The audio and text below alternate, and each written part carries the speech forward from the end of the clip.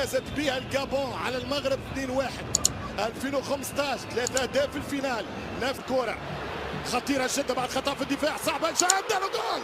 هدف التعادل. الفريق المغربي يلقى الحل من كروس خطيرة جدا والأولى وترجع الثانية ويمشي التسديدة عادل والدفاع. توقيت عند الحكم والرفري. يتقدم الهجوم يمشي بالكرة العمراوي. عمراوي خطيرة وفرصة والهدف الثاني يضيع في الاتاك. سلسولي الخطير والاخطر.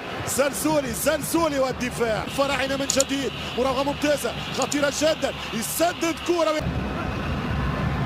ترجع كره مغربيه. برشا لعب فردي الان المنتخب المغربي. وشوط تايم.